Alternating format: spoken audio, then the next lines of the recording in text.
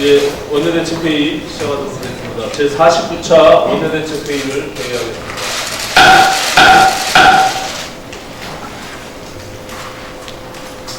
민주당의 어처구니 없는 말바꾸기로 인해 어렵게 문을 연 6월 임시국회가 시작만 있고 끝은 없는 맹탕국회로 전락할 위기에 빠졌습니다.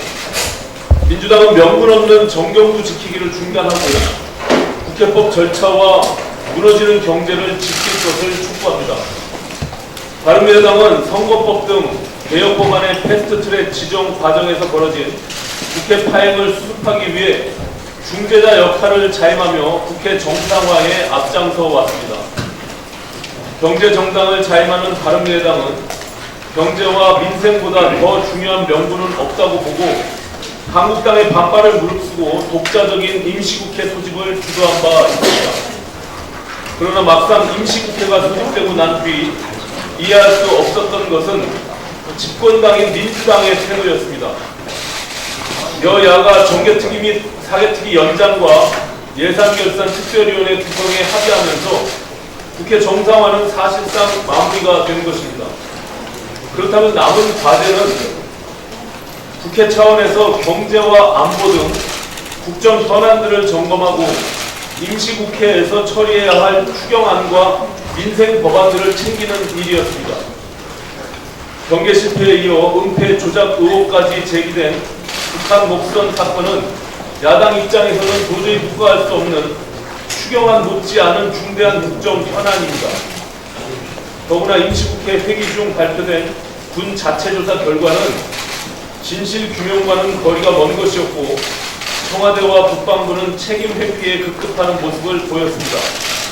엎친 데 겹친 격으로 해군 2함대에서는 한약고 인근에서 발견된 거동 수사자를 놓치자 책임을 덮기 위해 엉뚱한 병사에게 죄를 뒤집어 씌우는 죄인 조작까지 벌어졌습니다.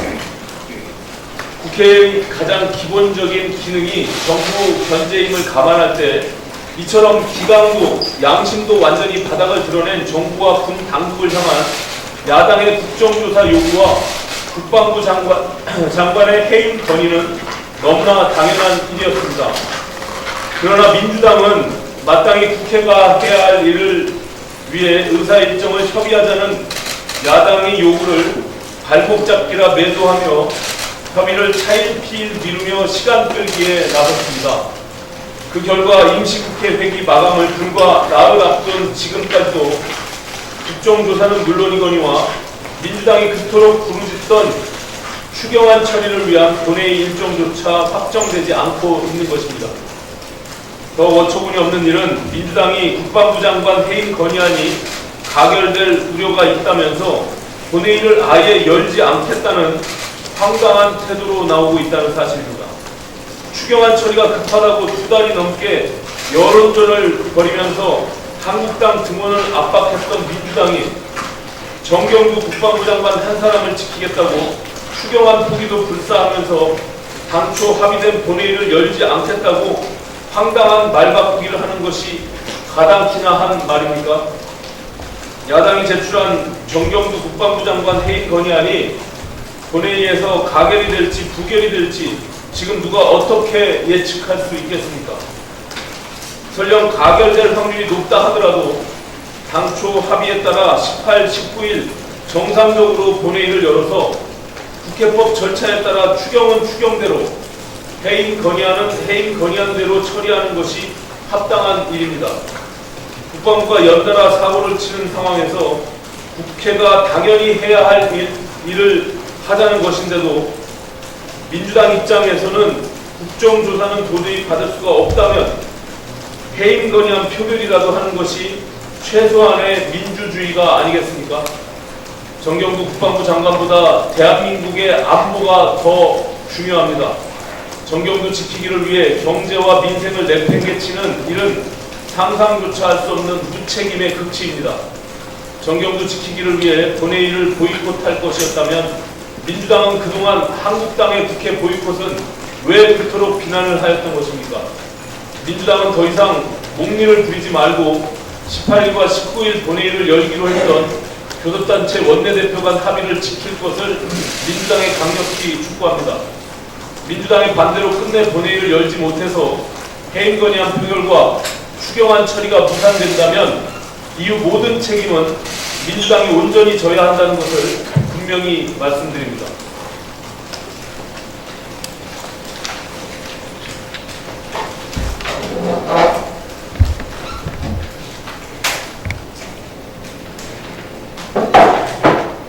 지난 토요일에 발생한 미국 뉴욕 대정전과 관련해서 우리나라 수도권도 언제 정전이 발생할지 모른다는 내용에 대해서 말씀드리겠습니다. 지난 13일 미국 뉴욕 맨하튼 중심에서 대규모 정전이 발생해서 지하철 운행이 중단되고 7만 3천여 가구가 정전되는 피해를 입었습니다. 정전 여파로 타임스퀘어 전광판 불이 나가고 주말 브로드웨이 공연도 중단됐습니다.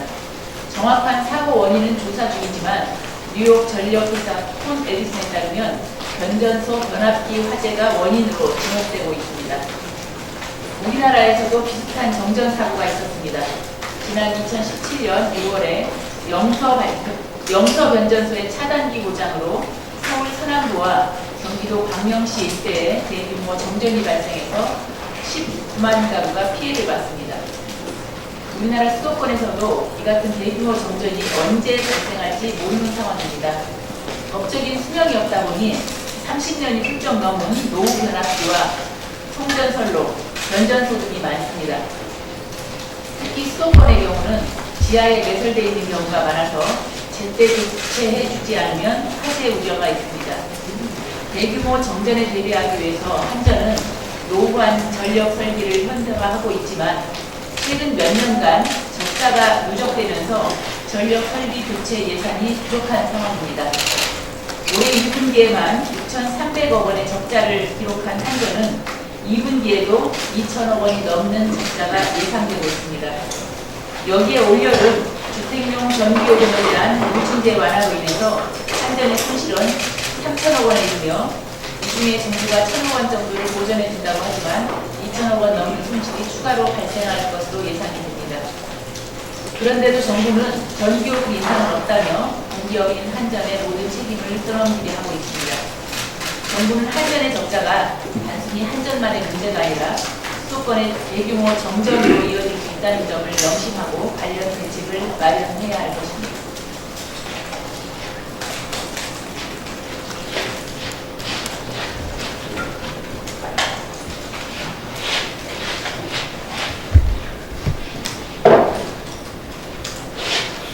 예, 어제 과방위의 방송통신위원회 업무보고에 출석 예정이었던 KBS 양승동 사장이 국회에 양해도 구하지 않고 불출석하였습니다. KBS 양승동 사장의 출석 요구는 과방위 간사 합의와 위원장의 승인으로 이미 일주일 전에 결정되어 통보했던 사항입니다. 그런데 회의 전날인 일요일 저녁에 돌연 문자로 불출석을 통보하고 나오지 않은 것은 국민과 국회를 무시하는 처사입니다. KBS 사장의 이런 행태는 정말로 유감스러운 일입니다. KBS 사장 불출석으로 올해 들어 처음 여는 방송통신위원회의 업무 보고는 자유한국당 의원들의 퇴장으로 반쪽짜리가 되고 말았습니다. 자유한국당은 KBS 사장이 출석하지 않으면 상임위에서 예정되어 있던 모든 일정을 거부하겠다고 합니다. KBS 사장의 불출석 문제는 국회 차원에서 여야 협의를 통해 엄정히 대처해야 할 것이며 우리 바른미래당은 이에 적극 협조할 것입니다. 하지만 과방위는 최근 벌어지고 있는 일본 수출 규제에 대한 대응, 유료 방송 합단 규제, 원자력 안전 등 국가적 중대 현안이 논의되어야 하는 곳입니다. KBS 사장 문제로 이런 국가적 중대 현안이 논의되지 못하는 일은 없어야 할 것입니다. 민주당과 자유한국당에 부탁드립니다. 합의된 국회 일정에 대하여 상임위가 정상적으로 운영될 수 있도록 최대한 협조를 해 주실 것을 당부드립니다.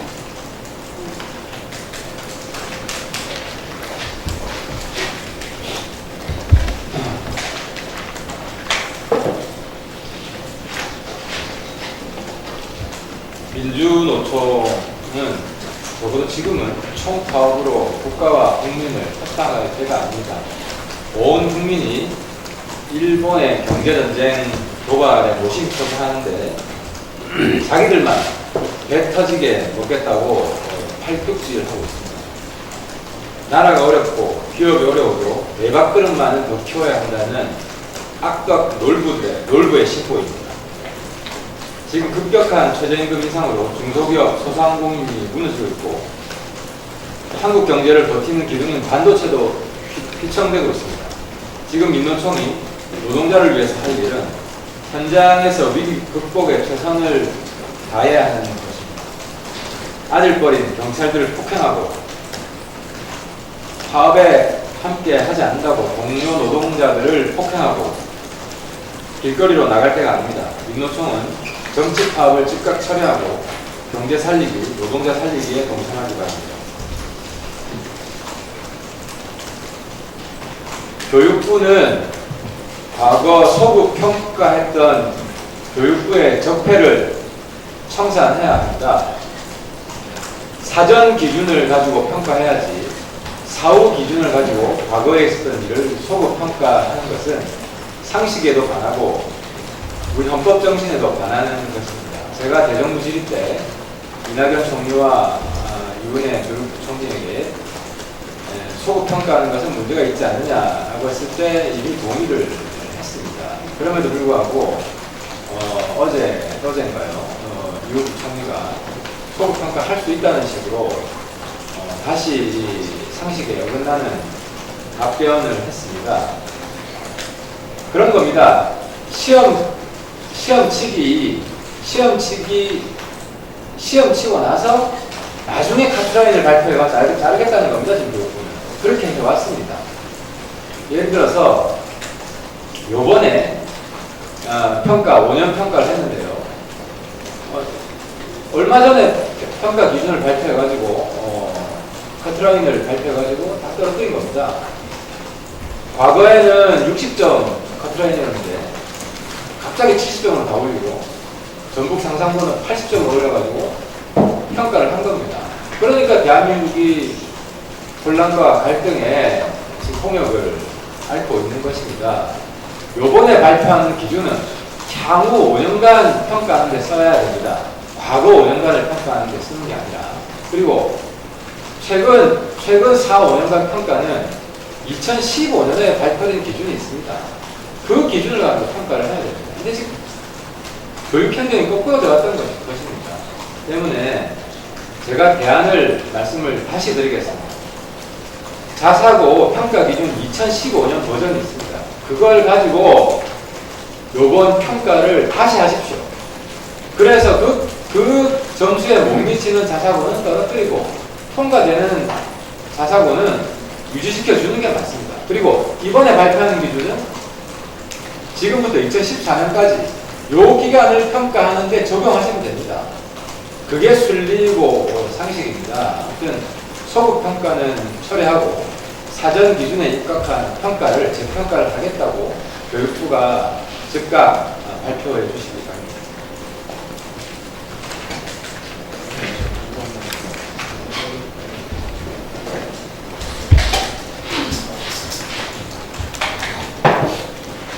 박수도 원내대표님께서 국회 전체 원 운영에 있어서 민주당의 독선과 획포,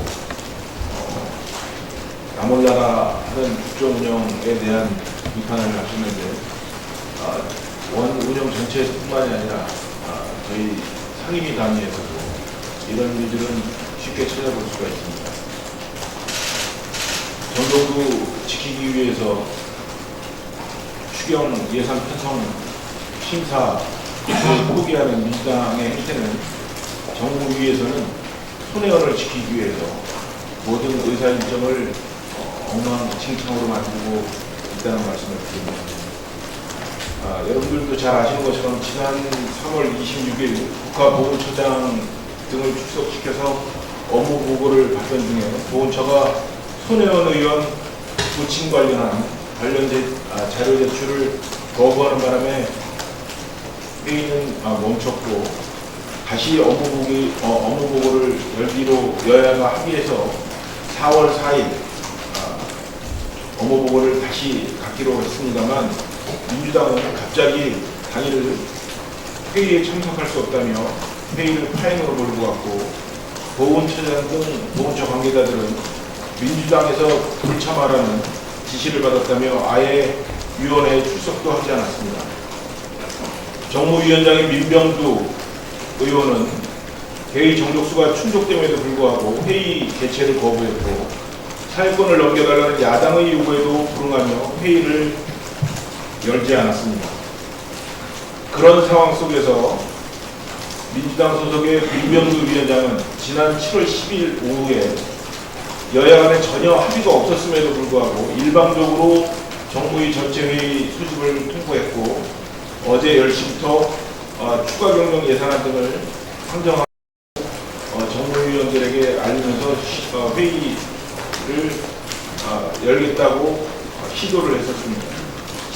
지난 4월 4일에는 여야 합의에 의해서 회의가 소집되었음에도 불구하고 회의도 열지 않고 사회권도 넘기지 않고 결국 회의를 파행으로 몰고 가더니 어제는 여야 간의 합의도 전혀 되어 있지 않은 상황 속에서 일방적으로 민생을 위한다며 회의를 소집하겠다는 청개구리 같은 모습을 보여줬습니다. 사실 여러분들도 잘 아시는 것처럼 여당인 민주당이 합의를 못하는 진짜 이유는 바로 손혜원 의원 부친 관련자들 때문입니다.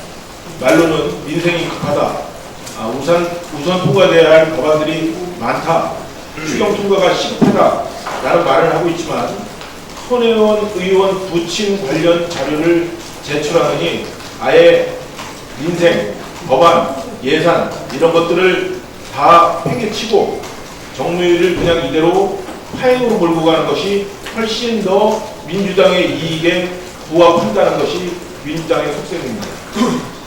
이렇게 일방적으로 회의를 통과하고 야당에게 들어올 테면 들어와봐라 아니면 말고 뭐 이런 식으로 행동하는 원인이 이런 손혜원 의원의 부친 관련 자료를 제출하지 않겠다는 이유를 빼고는 도저히 설명이 되지 않습니다. 민주당은 민생이라는 단어의 뜻을 다시 한번 곰곰이 생각해 볼 필요가 있을 것 같습니다. 이상입니다. 일본 군대의 유엔사 참여 절대 용납할 수 없습니다. 미군이 주도하는 유엔 사령부가 한반도 유사시에 전력과 장비를 지원받으고 전력 제공국에 일본을 추구하는 방향을 모색하는 듯한 상황이 드러난 논란이 되었습니다. 또한 미군이 최근 발간한 2019년 전략 자위 테스트를 통해 한반도 유지시 필요한 일본과 지원 전력 능력을 시성할 것이라고 하는 것에서 논란이 시작되었다고 할 수 있습니다. 국방 전문가들은 미국이 아시아 대륙에서 안보 책임을 일본과 분담하기 위해서 일본의 역할을 용인하는 게 아니냐는 분석을 내놓고 있습니다. 미군 측은 미국이 일본의 7군데 후방 기지를 운영하고 있기 때문에 이 체제를 유지하기 위하여 일본과 협력한다는 뜻이라고 해명하고 있지만 우리나라의 입장에서는 미국이 연례적으로 발간한 문서에 처음으로 이런 문구를 넣는 데다 지난해 유엔사가 우리나라 몰래 독일을 전력 제공에 넣으려고 하는 사실이 있어 의구심을 가지지 않을 수 없습니다. 유엔사 18개 회원국 중 전력 제공국은 한국전쟁 발발 직후 유엔사에 전력을 제공한 국가 중 워싱턴 선언을 통해 한반도 전쟁 발발 시 재참전을 결의한 전투부대 파견 유엔 참전국 16개국 뿐입니다. 따라서 참전국도 아니고 한국전쟁을 통해 오히려 국부를 쌓은 일본은 원칙적으로 전력 제공국이 될 수 없는 것입니다. 일본은 지금까지도 과거 식민지배에 대해서도조차 진솔한 사과와 민간인에 대한 대선을 하지 않고 있을 뿐만 아니라 오히려 경제보복 조치로 우리나라를 위협에 빠뜨리고 있습니다. 또한 독도를 장국의 영토라고 교과서에 투자하고 있는가 하면 전범국가에서 전쟁을 할 수 있는 군사대국으로 할바꿈하는 헌법 개정 시도까지 하고 있습니다. 이런 일본 군대를 우리나라 영토에 발들어 놓게 한다는 것은 대한민국 국민으로서 절대 건너갈 수 없는 일입니다. 유엔사뿐만 아니라 미국도 우리나라 국민들의 과거 일본의 침탈에 대한 대일 감정에 대해 잘 알고 있으라고 생각합니다. 정부는 이런 일로 한미 양국의 불편함을 초래해서는 안 된다는 차원에서 주한미군 사령관이 유엔군 사령관을 겸하고 있는 점을 활용해 다시는 이런 문제가 나오지 않게 철저히 대응할 것을 촉구합니다. 감사합니다. 네, 계속 비공개로 회의 진행하겠습니다.